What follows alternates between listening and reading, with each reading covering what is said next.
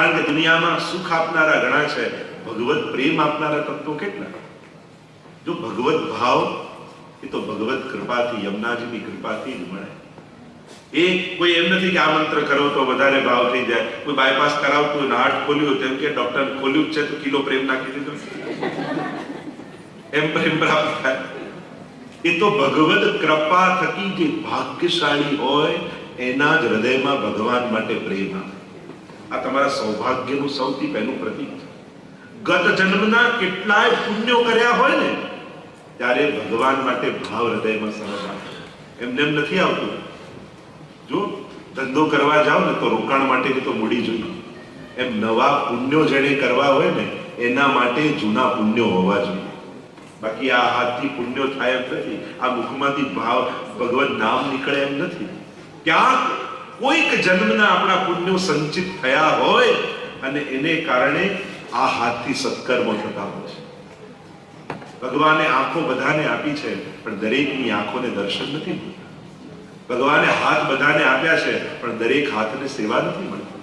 ભગવાને પગ બધાને આપ્યા છે પણ દરેકના પગ ભગવત કાર્યોમાં નથી દોડી શકતા. આપણે ભાગ્યશાળી છીએ કે ભગવાને આપણને એવી આંખો આપી છે જેનાથી રોજ ભગવત દર્શન થઈ છે. પૈસા બધાને આપ્યા હોય પણ દરેકનું દ્રવ્ય ભગવત કાર્યમાં ખર્ચી નથી શકાતું. જો સત્કર્મો પુણ્યો ને ભક્તિ કરવા માટે પણ ગત જન્મના પુણ્યો છે. સુચિનામ શ્રીમતામ કે ભગવાન તો ગીતાજીમાં કહે છે કે જ્યારે કોઈ ભક્તિ કરનારો એના જીવનને છોડે છે તો આવતા જન્મમાં પણ હું એને એવું પરિવાર, એવું ઘર આપું છું કે જ્યાં એવા લોકો રહેતા હોય ત્યાં મારી ભક્તિ એને સુગમ થઈ જાય. જો આ તો બાળકોને પણ એ જ કહેતો હતો, તમે બહુ પુણ્યો કર્યા હશે, ભાગ્યશાળી હશો કે તમને એવા ઘરમાં જન્મ મળ્યો છે જ્યાં ભગવાનની ભક્તિ કરવાની બધી ફેસિલિટીઓ તમને મળી છે. એ પણ નસીબની વાત, ભાગ્યની વાત છે, ઠાકોરજીની કૃપાની વાત છે. મેં તો કેટલી જગ્યાએ ઘર એવા જોયા, પેલા બહેન યા કોઈ ભાઈ એટલી ભક્તિ કરવા ઈચ્છતા હોય પણ એટલા પ્રતિબંધો ઘરમાંથી આવતા હોય કે મેના મુખમાં ભગવાનનું નામ ના લે. એવા પણ સંજોગો હોય છે. તો ઠાકોરજીએ તમને એવું ઘર આપ્યું છે તે તમારું સૌભાગ્ય છે કે તમને એવા ઘરમાં રહો છો, એવા જન્મ મળ્યો કે પરણીને આવ્યા કે રહો છો એવા લોકોની સાથે કે જ્યાં ભક્તિ કરવાની સુગમતા તમને મળે. આ કૃપા વગર સંભવ નથી. અને એટલા માટે આ બધા સત્કર્મો કરવા, આ ભક્તિ કરવી એ પણ સૌભાગ્ય કહેવાય. તો શ્રી યમુનાજીની કૃપા થકી, હમણાં એનો વિસ્તાર તો નથી કરતો, પણ આજે યમુનાજીનો ઉત્સવ આપણે ત્યાં માનવામાં આવે. એ જ યમુનાજી સખી સ્વરૂપે જમનાવતા ગામમાં પ્રાગટ્ય લીધું હતું અને એનો ઉત્સવ મનાવવામાં આવે છે ચૈત્ર સુદ છઠના દિવસે. પણ યમુનાષ્ટકનું પ્રાગટ્ય થયું ઠકરાણી ત્રીજના દિવસે, શ્રાવણ મહિનામાં, જ્યારે મહાપ્રભુજી ગોકુલ પધાર્યા. અને ઠકરાણી ત્રીજ એટલે જ આપણે ત્યાં ઠકરાણી ત્રીજના દિવસે કાચનો હિંડોળો કરવામાં આવે. એ યમુનાજીના ભાવ. તો ગઈકાલે આપણે જે દર્શન કરી રહ્યા હતા, આપના બધાની પાસે સર્વોત્તમજીના 108 નામની કાલે સર્વવાદી નિરાસક્ત બાદ ભક્તિ માર્ગાબ્જ માર્કંડાય એનું દર્શન કર્યું હતું. આજે શ્રી ગુસાઈજી આપણને સ્મરણ કરાવતા કહે છે, સ્ત્રી શુદ્રાદુત્કૃતિ ક્ષમાય નમઃ, સ્ત્રી શુદ્રાદુત્કૃતિ ક્ષમાય નમઃ. આ સ્ત્રી અને શુદ્રનો ઉદ્ધાર કરવા વાળા છે. જો આજથી 500 વર્ષ પૂર્વ સમાજની જે વ્યવસ્થા હતી અને ત્યાં મંદિરોમાં શુદ્રોને પ્રવેશ ન મળતો, સ્ત્રીઓને સેવાનો અધિકાર ન મળતો. હવે સમાજમાં આ બધી વાત થાય છે, પણ આ વાત મહાપ્રભુજી તો 500 વર્ષ પહેલા કરી. હવે સ્ત્રીઓ શુદ્રોના ઉદ્ધારની વાત સમાજમાં ચાલી છે. તો મહાપ્રભુજી 500 વર્ષ પૂર્વ જે ઠાકોરજી મંદિરમાં બંધાયેલા હતા અને કેવલ કોઈ બ્રાહ્મણ પૂજારી હોય એ જ ભગવાનની પૂજા કરી શકે અને બીજો વ્યક્તિ મંદિરમાં પ્રવેશ પણ ન કરી શકે, સેવા પણ ન કરી શકે. મહાપ્રભુજીએ એ મંદિરોમાં બંધાયેલા ભગવાનને કાઢી વૈષ્ણવના ભક્તોના ઘરે ઘરે ઠાકોરજી પધરાવી અને પ્રભુને સમાજમાં સુગમ કરી. જે દુર્લભ પ્રભુ હતા, એમ થાય કે બ્રાહ્મણ જ પૂજા કરી શકે, આ વર્ણનો હોય એ જ સેવા કરી શકે. મહાપ્રભુજી કહે સેવા કરવાનો અધિકાર બધાને છે. અને એટલા માટે આપણે ત્યાં સ્ત્રી અને શૂદ્રોને પણ અધિકાર શ્રી મહાપ્રભુજી આપ્યો, એમનો પણ ઉદ્ધાર કર્યો. કારણ કે વેદમાં જ્યારે આ અધિકાર નતો મળ્યો, પણ એ જ વેદમાં રહેલા પ્રભુને એમની ગોદમાં આપી અને બહેનો પણ ભગવત સેવા કરતા થયા અને એમને પણ ભગવત સેવા કરવાનો અધિકારની પ્રાપ્તિ શ્રી મહાપ્રભુજીએ કરાવી છે. એટલે સ્ત્રી શુદ્રાદુદ્ધતિ ક્ષમાય નમઃ, કે આ સ્ત્રી અને શુદ્રોનો ઉદ્ધાર કરવા વાળા. આપણે ત્યાં વાર્તા સાહિત્યમાં તમે જુઓ તો અનેક પ્રસંગો આવે. ચૌડાની વાર્તા આવે છે, એ કુંજરીબાઈની વાર્તા, ચમાર વૈષ્ણવની વાર્તા આવે છે. 252ની વૈષ્ણવમાં ચમાર હતો, દ્વારિકામાં રહેતો, ચામડાનું કામ કરતો અને ગુસાઈજી એકવાર દ્વારિકા પધાર્યા અને અલૌકિક પુરુષોત્તમ સ્વરૂપે ગુસાઈજીના દર્શન એને થયા. શરણે ગયો ગુસાઈજીની પાસે, કહ્યું કે મને શરણે લો ને મને ભક્તિનું દાન કરો, ભગવત સેવાનું દાન કરો. ત્યારે ગુસાઈજી કહ્યું તને શરણે લઉં, પણ એક વચન આપ, તું આજ પછી જીવ હિંસા નહીં. અને એને વચન આપ્યું, જો આપ મને શરણે લેતા હો, હું આપને વચન આપું છું કે ક્યારે જીવ હિંસા નહીં. અને જ્યાં શરણે ગયો, સેવા પધરાવી દીધી અને એવું આદર્શ વૈષ્ણવી જીવન જીવવા લાગ્યો એ ગામમાં રહેલા બ્રાહ્મણોને ઈર્ષા થવા લાગી કે આ છે શુદ્ર સાધારણ ચમાર જીવ અને બ્રાહ્મણોની જેમ રહે છે. રાજાને જઈને ફરિયાદ કરી કે દૂધમાંથી છાશ થાય પણ છાશમાંથી દૂધ ન થઈ શકે. બ્રાહ્મણ શુદ્રની જેમ રહી શકે પણ શુદ્ધ બ્રાહ્મણની જેમ કઈ રીતે રહી શકે? રાજાએ દરબારમાં બોલાવ્યો ચમાર વૈષ્ણવને, પૂછ્યું આ બ્રાહ્મણો કહે કે દૂધમાંથી છાશ થાય પણ છાશમાંથી દૂધ ન થઈ શકે. ત્યારે પેલા ચમાર વૈષ્ણવે કહ્યું કે જો ગુરુ ગુસાઈજીની કૃપા થાય ને તો છાશમાંથી એ દૂધ થાય. પ્રમાણ કરીને બતાવો. અને દૂધનો લોટ, છાશનો લોટો મંગાવ્યો રાજાએ અને પેલા ચમારના હાથમાં આપ્યો. હાથમાં લઈને ગુસાઈજીનું સ્મરણ કર્યું ને કહ્યું, જો મારો સાચા અર્થમાં ઠાકોરજી સ્વીકાર કર્યો હોય તો આપનો પ્રબળ પ્રતાપ આજે આ રાજાને બતાવો. છાશનો લોટો આપ્યો રાજાને અને રાજાએ ઘૂંટડો ભર્યો. મીઠા મધ અમૃત જેવા દૂધનો સ્વાદ એને આવ્યો અને પ્રમાણિત કરીને બતાવ્યું તો ગુરુની કૃપા થાય તો છાશનું દૂધ થઈ શકે. તો આમ આવા સ્ત્રી શુદ્રોનો ઉદ્ધાર કરવા વાળા પણ શ્રી મહાપ્રભુજીને ગુસાઈજી છે. કેવા કેવા જીવોનો, અરે કેવા સ્ત્રી શુદ્રોની, પશુ પંખીઓનો પણ ઉદ્ધાર કર્યો. ગુસાઈજીનો એવો નિયમ હતો કે રોજ જો એક જીવને ઠાકોરજીની શરણે ન મોકલે તો અન્ન જળ લેતા એવો નિયમ. એકવાર હંસ અને હંસલી હતા, એમને ભગવત નામ સંભળાવ્યું અને જ્યાં ભગવત નામ સંભળાવ્યું તો એમની બુદ્ધિ એવી નિર્મલ બની, એમને થયું કે આ દેહમાં, પક્ષી દેહમાં આપણે શું સેવા કરી શકીએ? જો જેને સેવા કરવાની વૃત્તિ છે ને એને સેવા મળી જ જતી હોય. અને વૈષ્ણવ એ જ જેની આંખો સેવાને શોધતી હોય. કોઈ આમ ઉભો અમને ક્યાં કહ્યું છે કરવાનું, તો એને સેવા ન મળે. સેવા તો શોધી લેવાની હોય, એના આમંત્રણો ન હોય. સેવા એ વૈષ્ણવની પ્રવૃત્તિ નથી, સેવા એ વૈષ્ણવની વૃત્તિ છે. એને કોઈ પ્રવૃત્તિ, એક્ટિવિટી ન માનો, નહીં તો થાકી જશો. સેવા એ વૈષ્ણવની વૃત્તિ છે. એ વૃત્તિ જ્યારે બની જાય ને તો એમાં જીવને આનંદ આવવાનો. પ્રવૃત્તિ માનીને કરશો તો થાકી જશો, કંટાળી જશો. પણ એ કરતા કરતા સેવા જ્યારે તમારી વૃત્તિ બની જશે તો એ તમારો આનંદ બની જશે. તો સેવા એ જ છે. અને સેવા ક્યારેય પણ નાની મોટી નથી હોતી. લોકો આને તો અંદરની સેવા મળી, અમને બહારની મળી, આને શૃંગારની મળી, અમને બુહારીની મળી. ક્યારે પણ સેવા શબ્દની આગળ કોઈ પણ વિશેષણ ન લગાડતા. આ નાની મોટી, અંદરની બહારની, સેવા એ સેવા છે. સેવા શબ્દ પોતાનામાં પૂર્ણ છે. એને કોઈ વિશેષણની જરૂર નથી, આગળ એની પાછળ કોઈ નામ લગાડવાની જરૂર નથી. જે પણ મળી એને જો નિષ્ઠાથી કરે તો એને એમાં ઠાકોરજીનો અનુભવ થાય. પણ એમ થાય કે પોતાને મળેલી સેવા છોડીને આગળ આવવા જાય તો અહીંયાનો ના રહે, ત્યાંનો ના રહે. તમને લાઈનમાં ઉભા રાખવાની સેવા મળી તો એ રીતે જ ઉભા રહો કે મને ઠાકોરજી મળશે ને તો આ લાઈનમાં જ મળશે. તમને બુહારીની સેવા મળી તો એવી નિષ્ઠાથી કરો કે મને ઠાકોરજી મળશે તો આ બુહારી કરતા કરતા જ મળશે. પણ પછી ધ્યાન એવું રાખીએ કે ના, ત્યાં ઠાકોરની પાસે જઈને જ ઉભો રહો. જો નજીક જવાની કોશિશ ન કરો, પાસે જતા શીખો.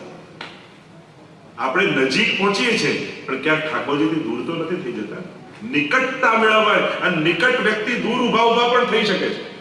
છેલ્લે ઉભેલો વ્યક્તિ એમ થાય કે હમણાં બહુ ભીડ છે ને હું આગળ જઈશ તો વૈષ્ણવને દર્શન નહીં થાય અને છાનો માનો પાછળ જઈને ઉભો રહી જાય તો એ દિવસે બીજાની આંખમાં ઠાકોરજી તમને જોશે. જ્યારે પ્રસાદ લેવાનો વારો આવે ને એમ લાગે ખૂટે એવું છે, ત્યારે ખાલી થાળી લઈને અને પાછળ જતો ને બીજાને લેવડાવી દે, એ દિવસે સાચો પ્રસાદ લીધો કહેવાય. આ વૃત્તિ જ્યારે શીખી જશો ને, બીજા ચારને ધક્કો મારીને આગળ પહોંચ્યા, કદાચ આગળ આવી ગયા પણ પાસે ન પહોંચી શકે. હવે ઠાકોરજીથી બહુ દૂર થઈ. પુષ્ટિ માર્ગના ગણિત બધા ઊંડા છે. અહીંયા ઠાકોરજી કૃપા છેલ્લેથી કરવાની શરૂઆત કરે. અને એટલા માટે બેઠકજીમાં જારીજી ભરવાજી ધક્કો મારી પહેલા ભરી આવીએ તો એનાથી થોડી, આપણે તો હાથ લગાવવાનો ક્રમ છે. અને હાથ લગાવવાથી શું થાય કે ચલો મારામાં તો આ અધિકાર લાયકાત નથી કે મારી જારીથી આરોગ્ય, પણ કદાચ આ વૈષ્ણવની કાનીથી, કદાચ આ વૈષ્ણવની કાનીથી, કદાચ કોઈ એ આખી લાઈનમાં કોઈ ભગવદી ઊભો હોય અને એની કાનીથી મારી પણ કણિકા મહાપ્રભુજી આવે. આપણે ત્યાં તો કાનીનો માર્ગ છે, આડીનો માર્ગ છે. આ વૃત્તિ વૈષ્ણવી વૃત્તિ, હું કરી લઉં, હું ધરી લઉં, હું ભરી લઉં, એ પુષ્ટિ માર્ગ નથી. પણ કોના થકી, કોની આડીથી ત્યાં જઈને તમે સેવા કરી, સેવા કરવાની વૃત્તિ ચાલતી હતી કે નહીં? પ્રવૃત્તિ તો હતી સેવાની, પણ વૃત્તિ ઘણીવાર પ્રવૃત્તિમાં એટલા બધા મશગુલ થઈ જઈએ છે કે સેવાની વૃત્તિ હટી જતી હોય છે. અને જ્યારે એ હટી જતી હોય છે ત્યારે સેવામાં પણ દોષ કરીને આવે. એટલે આ વસ્તુ શીખી લો. આપણે તો વાર્તામાં નથી આવતું કે પેલા શેઠજી સેવા કરતા હતા ને પેલું થયું કે આ મોચીની દુકાને જોડા સીવા આપ્યા નથી, પાછા નથી આપી. અને પેલી બુહારી કરતી હતી બહાર વહુ, અને એટલામાં મહેમાન આવ્યા, પૂછ્યું શેઠજી ઘરમાં છે કે ના ના, એ તો મોચીની દુકાને જોડા લેવા ગયા છે. અને પેલા સસરાજી ઉમો પાડતા પાડતા બહાર આવ્યા, અરે સેવામાં બેઠો છું, આવું કેમ કે છે? ક્ષમા કરજો, બેઠા તો હતા પણ મન તો મોચીની દુકાને જ. તો કદાચ શરીરથી ભલે દૂર હો પણ તમે મનથી નિકટ હોઈ શકો છો.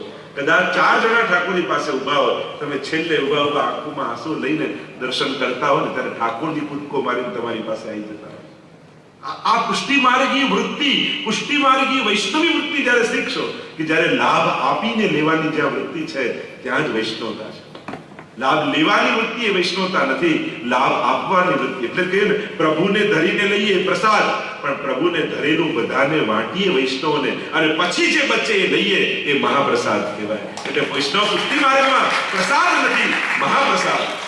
જ્યારે બધાને આપો અને કદાચ એ દિવસે તમે ભૂખ્યા રહ્યા, સાચા અર્થમાં મહા ઠાકોરજીનો પ્રસાદ તમે લીધો.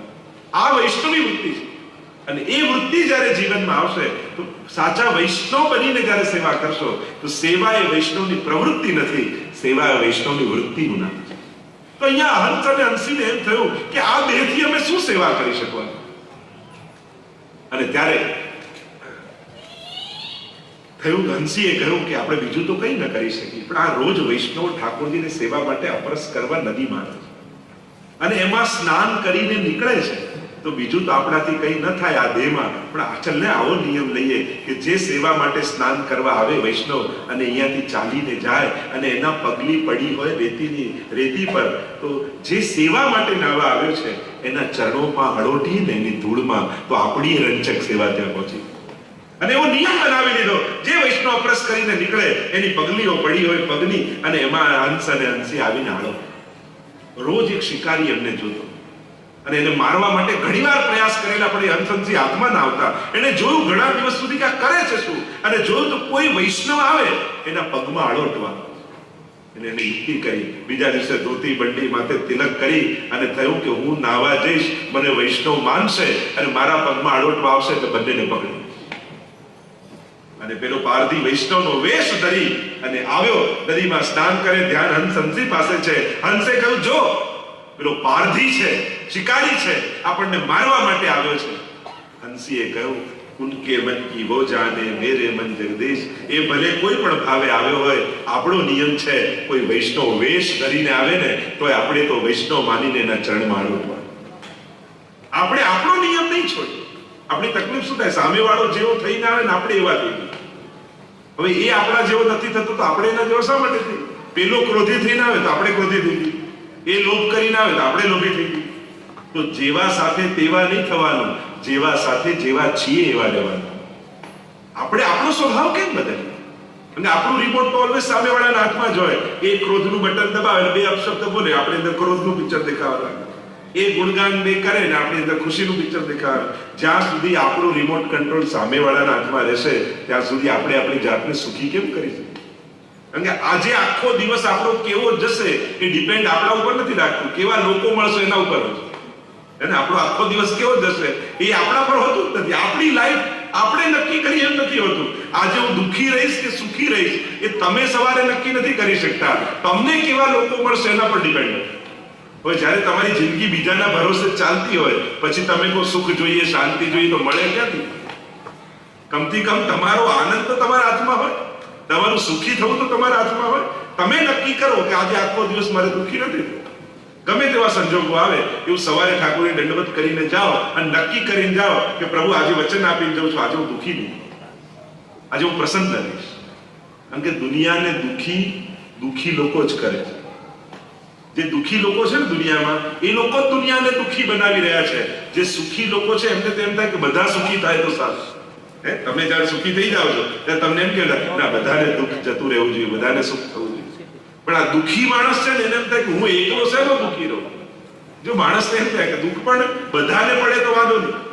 પેલું કે ભૂકંપ આવવાનું છે બધા મરી જશે, બધાનું જે થશે એ આપણું થશે. પણ કોઈ એમ કે ભૂકંપ આવશે ને તારું ઘર તૂટશે, એવું ના ચાલે, મારું એકલાનું છે.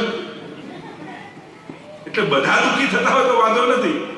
મૂળ વાત છે દુઃખી લોકો દુનિયાને દુઃખી કરી રહ્યા છે.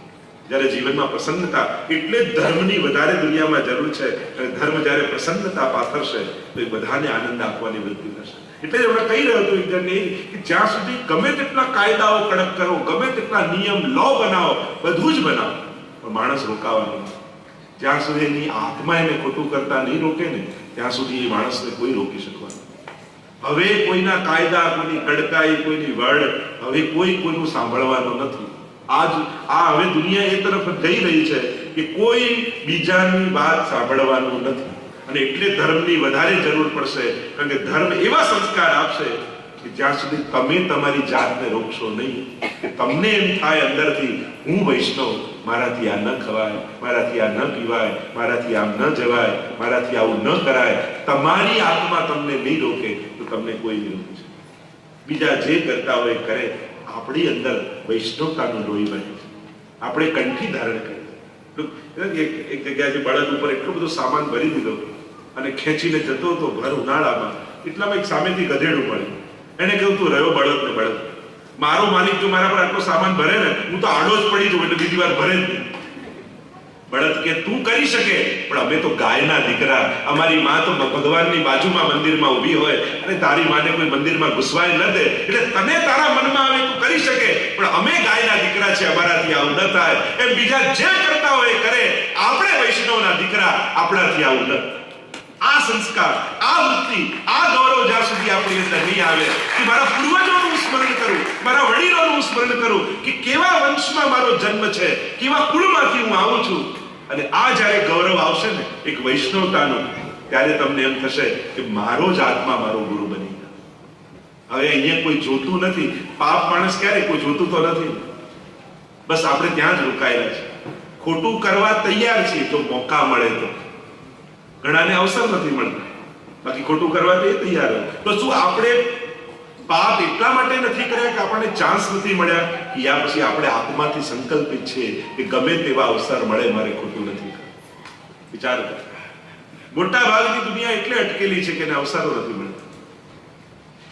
આપણે આત્મસંયમ, એટલે હવે એવો સમય આવે છે કોઈ કોઈને નહીં કહી શકે, હવે તમારે તમારી જાતનો નિગ્રહ કરવાનો છે. ને આમ સ્ત્રી શુદ્ધોનો ઉદ્ધાર કરનારા શ્રી મહાપ્રભુજી છે. આગળ નામ આપતા ગુસાઈજી કહે અંગીકૃત્યૈવ ગોપીશ વલ્લભીકૃત માનવાય નમઃ.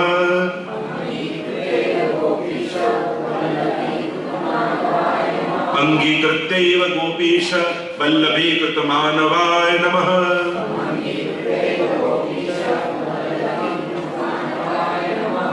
અંગીકાર કરીને મનુષ્યોને ગોપીજન વલ્લભ એવા શ્રી કૃષ્ણને પ્રિય બનાવનારા છે. બ્રહ્મ સંબંધ આપી મહાપ્રભુજી સ્વીકાર કરી અને પોતાની પાસે નથી રાખતા. એ તો ગહી સોપત શ્રી ગોવર્ધન. અહીંયા તો સોંપી દેવામાં આવે. ગુરુ દ્વાર બનવો જોઈએ, દીવાર ન બનવો જોઈએ. પોતે દીવાર બની જાય, ભગવાન સુધી જીવને ન જવા દે તો એનું બંધન છે. અહીંયા તો ગહી સોપત શ્રી ગોવર્ધન નાથે જ્યારે હાથ જીવનો લે અને ઠાકોરજી સાથે હસ્તમેળાપ કરાવી દે. આ ભાવ અને પોતે બ્રહ્મ સંબંધ આપી ઠાકોરજીને પ્રિય બનાવે. કારણ કે જેનું બ્રહ્મ સંબંધ થયું છે આયોને ઠાકોરજી ક્યારેય છોડતા નથી. આપણે ત્યારે તો અનેક વાર્તા પ્રસંગોમાં છે કે એ રામાનંદ પંડિતની વાર્તા, અનેક વાર્તાઓ એવી આવે છે કે જ્યારે જીવનું બ્રહ્મ સંબંધ લીધું છે. ગુલાબદાસની વાર્તા આવે છે, બ્રહ્મ સંબંધ લીધું અને એવો દુસ્સંગ લાગ્યો ને એવા ખોવાઈ ગયા, ગુલાબ ખાન થઈ ગયા. આગ્રામાં ગણિકાને ત્યાં રહેવા લાગ્યા. બધીરા પાન કરે, ગણિકાના નૃત્ય જોયે, ભૂલી પણ ગયા કે મેં ક્યારે બ્રહ્મ સંબંધ પણ લીધું. પણ આ માર્ગમાં જીવ ભલે ભૂલી જાય, ગુરુ ભૂલતા. એકવાર એક રાજા આવ્યો, કહ્યું મને ચર્મરોગ થયો છે, કઈક ઉપાય બતાવો. ત્યારે ગુસાઈજીએ કહ્યું મારો એક પ્રિય વૈષ્ણવ આગ્રામાં રહે છે, એનું નામ છે ગુલાબદાસ, એના દર્શન કરીશ ને, દર્શન માત્રથી તારો રોગ જતો રહેશે. અને આખી આગ્રામાં ગોતે છે કે ક્યાંક ગુલાબદાસ દેખાઈ જાય, તમારો રોગ મટી જાય. આખા આગ્રામાં બધાને પૂછી વળ્યા, કોઈએ ગુલાબદાસને જોયા છે? બધા ના પડે કે ગુલાબદાસ નામનું તો અહીંયા કોઈ રહેતું નથી. પછી કોઈએ કહ્યું કે ગુલાબદાસ નહીં પણ ગુલાબ ખાન રહે છે. આ ગણીકાલે ત્યારે એવું કે આમાં કોઈ પ્રિય વૈષ્ણવ હોય ગુસાઈજી, પણ હવે આવ્યો છું ને કોઈ મળતું નથી તો લાવો જોતો તો જાઉં. અને ઉપર ચડ્યા, દરવાજો ખટખટાવ્યો અને જ્યાં દ્વાર ખોલ્યું, દાઢી વધેલી, માથા પર ટોપી, પૂછ્યું અહીંયા કોઈ ગુલાબદાસ છે? ગુસાઈજી એને યાદ કરી રહ્યા અને જ્યાં ગુસાઈજીનું નામ કર્ણમાં પડ્યું, ચોધાર આંસુ ગુલાબદાસના આંખમાંથી નીકળવા લાગ્યા કે અરે મારી ક્યાં દશા, ગુસાઈજી મારો સ્વીકાર કર્યો તો હું ક્યાં જઈને પડ્યો છું. અને રાજાએ કહ્યું કે મને કહ્યું છે કે ગુલાબદાસના દર્શન કરશો તો તમારો રોગ મટી જશે. અને જુઓ તમારી સામે આવી મારો રોગ મટી રહ્યો છે. વંદન કરવા લાગ્યો રાજા. અને એને એમ થયું ગુલાબદાસને કે અરે મેં ક્યાં મારી ગતિ કરી છે, ક્યાં મારી જાતને લાવીને મૂકી છે. હું તો ભૂલી પણ ગયો હતો કે ગુસાઈજીનો સેવક થયો, પણ મારા ગુસાઈજી ભૂલ્યા નથી કે એમણે મને અપનાવ્યો. અને ત્યાં એનો દેહ છૂટ્યો અને લીલાબાઈની પ્રાપ્તિ થઈ. હા, જ્યારે શ્રી વિઠ્ઠલનાથ વિચારે રે તેને પ્રગટ પદાર્થ વિચારે. શ્રી ગુસાઈજી કૃપા કરે. આ માર્ગ એવો જ છે, તમે ભલે ભૂલી જશો બ્રહ્મ સંબંધ લઈને, પણ જીવનની યાત્રામાં ક્યાં કોઈ ક્ષણે એવા સંજોગો આવશે કે કોઈક એવો મળશે ને તમને યાદ અપાવશે, અરે તમે તો વૈષ્ણવ છો ને, તમે તો બ્રહ્મ સંબંધ લીધું છે ને, ચાલો ને મારી સાથે બેઠક કરવા, ચાલો ને સેવા કરવા, ચાલો ને સામગ્રી કરવા. અને એક ક્ષણ તમને એવી સ્પર્શી જશે કે અરે મેં બ્રહ્મ સંબંધ લીધું હતું તો ભૂલી પણ ગયો હતો, પણ મારા મહાપ્રભુજી આજે મને યાદ કર્યો છે. એવી ક્ષણ દરેકના જીવનમાં, ભલે વહેલી કે મેં મોડી, ક્યાંક ભલે દૂર કઈ જતા રહ્યા, ભારતની કોઈ પણ સંજોગોમાં ગયા, પણ કોઈ ક્ષણે તમને મહાપ્રભુજી જરૂર પુકારશે. ક્યાંક ગુસાઈજી તમને જરૂર ટહેલ નાખશે કે તું વૈષ્ણવ છો, તું મારો છો. કોઈ વૈષ્ણવ થકી બોલાવે, ક્યાંક ને ક્યાંક સંકેત જરૂર મળશે. અને વૈષ્ણવ એ સમય સમજી જજો કે આ વ્યક્તિ કે કોઈ પુરુષ નથી બોલ્યો, હમણાં આની ભીતર વિરાજી મહાપ્રભુજીએ મને અવાજ લગાવ્યો. જો એ સમજી જશો, જો પ્રભુ તો કેટલી વાર આપણને મળે છે, આપણે ઓળખી શકતા નથી. तुलसी इस संसार में सबसे मिलिए जाए, ना जाने किस रूप में नारायण मिल जाए. એ કયા રૂપે સામે આવે, આપણી આંખોની તૈયારી. આ તો આપણે વિચારી રાખ્યું કે આવું રૂપ, પેલું કહેતા ને કે એકવાર એક ગામમાં પૂર આવ્યું અને પેલો વૈષ્ણવ રહેતો તો બધા બાજુવાળો બોલાવવા આવ્યો કે ચલો પાણી વધીને ડૂબી જશો. પેલા મને તો ઠાકોરજી લેવા આવે તો જ જાઓ. પાણી વધવા લાગ્યું અને બીજે માળ ચડી ગયો. નાવ લઈને પેલો માણસ આવે તો બેસી જાઓ, પાણી વધીને ડૂબી જશો. પેલા મને તો ઠાકોરજી લેવા આવે તો જ જાઓ. અગાસી પર ચડી ગયો, હેલિકોપ્ટર વાળા બચાવવા આવે, દોરડું નાખ્યું કે ચલો ચડી જાઓ, પાણી વધીને ડૂબી જશો. લોકો ના મને તો ઠાકોરજી લેવા આવે તો જાઉં, અને પાણી વધી ગયું, ડૂબી ગયો. હવે છેલ્લે સુધી પ્રભુને યાદ કરેલા, લાલ પીળો થઈ ગયો, વૈકુંઠમાં લઈ ગયા કે એકવાર ભગવાન સામે લઈ જાઓ પછી એમની ખબર લઉં છું. છેક સુધી પોકાર કર્યો અને બચાવવા ના આવ્યા. ઠાકોરજી આગળ એને ઉભો કરવામાં આવ્યો. પેલો બૂમા બૂમ કરે કે શું પ્રભુ છેક સુધી આપની રાહ જોઈ, એકે વાર બચાવવા ના આવ્યા. ઠાકોરજી કે એક વાર નહીં 3 વાર આવ્યો. પહેલી વાર પાડોશી બની, બીજી વાર નાવ લઈ, ત્રીજી વાર હેલિકોપ્ટર લઈ, પણ તું મને ઓળખી ન શક્યો એ તારો વાંક. આ તો આપણે વિચાર રાખ્યું કે પિતાંબર ને વેણુ ને મુગટ લે અને આમ લાઈટ થાય, મ્યુઝિક વાગે ત્યારે ભગવાન આવે. પ્રભુ પ્રત્યેકની સામે આવીને ઉભો હોય છે. ઘણી વાર કોઈ વ્યક્તિની ભીતર હોય, ક્યારેક એની જીભ પર બેઠો હોય, આપણા માટે કોઈ શબ્દો કહેવાતો હોય, ક્યારેક એનો હાથ લાંબો કર્યો હોય આપણી મદદ માટે. આપણી તૈયારી જોઈએ કે ઓળખી જઈએ કે હમણાં આ હાથ આનો નહીં, ભગવાનનો છે. હમણાં પેલો વ્યક્તિ જે મારા માટે દોડી રહ્યો છે, એ દોડતા પગમાં મારા ઠાકોરજી છે. આપણી તૈયારી જોઈએ. એ તો આવતો જ હોય છે સામે, અને એને દેખાવાની આદત નથી એટલે આપણને એમ થાય કે નથી, પણ એ કેટલી રૂપે આપણી સામે છે. સત્સંગ જ્યારે માણસ કરે ને ત્યારે એ સમજણ અને આંખો એને મળે કે સામે આવેલા ભગવાનને ઓળખી શકે. આ સત્સંગ એટલે તો અજ્ઞાન તિમિરાંધસ્ય જ્ઞાનાંજન શલાકયા. આ જ્ઞાનનું અંજન શું છે કે તમે તમારી આંખે ભગવાનને ઓળખી જાઓ. એ જ્ઞાનનું અંજન ગુરુ આંજે છે. એ આંજે પછી દેખાવા લાગે કે હવે તો મારો ઠાકોરજી જીત દેખું તે શ્યામમયી હૈ, શ્યામ યમુના, શ્યામ ગોવર્ધન, શ્યામ ગગન ગન ઘટા છઈ હૈ. પછી તો ગોપીઓની જેમ થાય, જ્યાં જોઉં ત્યાં મને ઠાકોરજી દેખાય.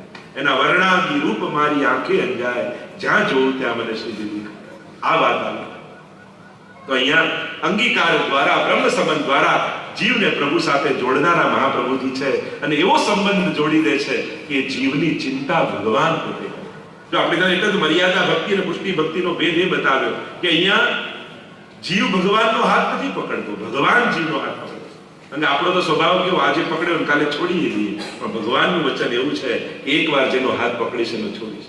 એટલે મર્યાદા માર્ગમાં બતાવે કે ભક્તિ કેવી કે વાંદરાના બચ્ચા જેવી. વાંદરાનું બચ્ચું હોય ને એના માન્ય પેટ સાથે ચોટેલું, અને વાંદરું એક ડાળથી બીજે ડાળ, એક મકાનથી બીજે મકાન કૂદે, પણ ચિંતા બચ્ચાને રહે, કારણ કે એને પકડ્યું છે, માને નથી. બચ્ચાને એમ થાય કે જો મારી પકડ છૂટશે તો હું પડીશ. આ મર્યાદા ભક્તિ છે કે જ્યાં જીવ ભગવાનને પકડવા જાય છે અને એને ભય હોય છે જો મારી સાધનામાં ભૂલ થઈ તો મારું પતન થશે.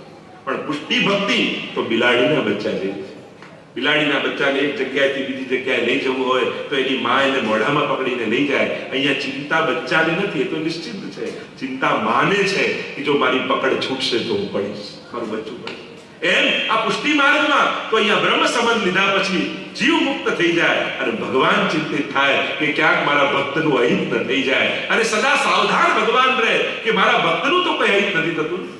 કારણ કે અહીંયા એ શરણાગત લાવનાર પણ ભગવાન છે અને શરણાગત લેનાર પણ ભગવાન.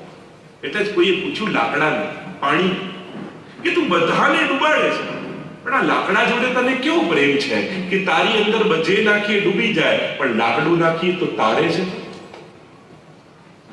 યા કોણ પ્રેમ, પ્રેમ કી રીત.